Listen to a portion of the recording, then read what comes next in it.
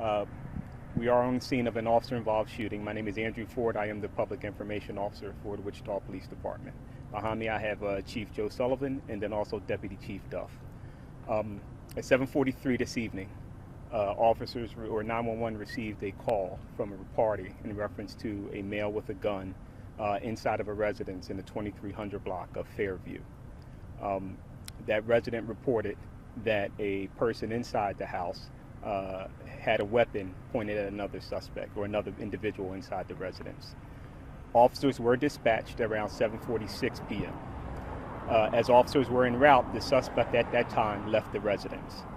Officers arrived on scene and in the area located a suspect who was walking with a gun pointed to his head and a dog walking with him and a flashlight in his hand. The male suspect was walking down the area right here, which I believe is 21st Street. For several blocks, the officers walked down while that suspect had the gun to his head, pointed at himself, yelling at the officers.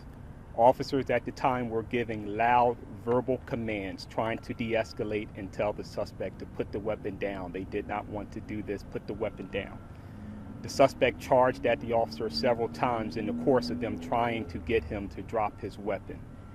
Also understand at the time, while they're trying to get the suspect to put his weapon down as he had it pointed at his head, there were multiple vehicles and witnesses in the area walking past or driving as the suspect was walking past them, while multiple officers over their loudspeaker on the police over in the police car telling the suspect to drop the weapon.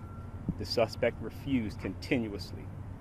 Officers gave multiple commands trying to get this gentleman to drop the weapon. As they started approaching 21st and Arkansas, the suspect continued yelling at the officers, at which time the officers then deployed less lethal in attempts to get the suspect to drop his weapon.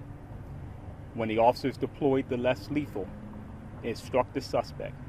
However, immediately the suspect then turned, and what we believe at this time fired, which evidence at this time indicates the suspect fired multiple times at the officers pointing at them, in which officers returned fire. Again, I can't stress to you enough this unfortunate situation where officers continued to try and get this male to drop his weapon while trying to keep the public safe, the vehicles that were in the area, as they walked for several blocks trying to communicate and de-escalate to get the suspect to drop their weapon. Unfortunately, again, the suspect was pronounced deceased by EMS at approximately 9 o'clock this evening. Okay. Now I'm going to step aside and let the chief speak. Yeah, this is obviously a very tragic situation that occurred here tonight. I want to assure everyone that we have turned this investigation over to the Sedgwick County Sheriff's Office to ensure transparency. That's why we won't, after this interview, we won't have any other statements to make. It is now their investigation, and they will conduct this investigation and present their facts to the district attorney. When they are concluded at the end of that investigation, that is when we will begin our internal administrative investigation. So please understand that. We know this has been obviously a tragic night. Someone has lost their life. We also have officers that, unfortunately had to take that life. So we're assessing their needs right now. And again, I can tell you this. Officers used loudspeakers on their vehicle. Multiple officers verbally pleaded over and over again, please don't do this. Please put the gun down. It's unfortunate that it didn't work out the way we had hoped. The officers employed a less lethal munition, hoping to resolve this in a peaceful fashion. It just didn't work out that way, and for that, it's regrettable, but I think officers demonstrated a commitment to, for blocks, 4 to 5 blocks, they were trying to de-escalate this situation, trying to resolve this without lethal means, and unfortunately it just didn't turn out the way we would all hope. For the less lethal ammunition? Was it a taser? Was it a beanbag? The distance would have been too long for the taser, so it was a baton round, designed for this purpose. Is there an approximate age of the suspect? Yeah, I don't want to even get into that right now, because certainly I didn't. Yeah. Could you talk about keeping the people walking around safe, and also were any officers injured in this? There were no officers injured, but then this was a fluid situation.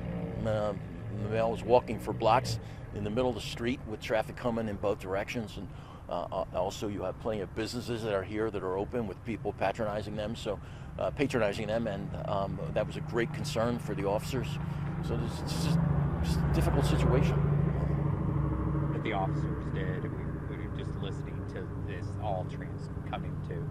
The officers were moving and trying to coordinate to get this situation contained the best. They were coordinating. They were coordinating their efforts between each other, and while at the same time they were trying to leave enough space between themselves and the subject, so as not to escalate the situation, but at the same time to provide a level of safety to the public that were out here, motorists and pedestrians, and people that were again, walking in and out of these businesses. So it was a difficult situation for everyone involved. Thank you, everybody. All right. Yes. Thank you. Thank you, Chief. Thank you. Thanks, Drew. Thank you.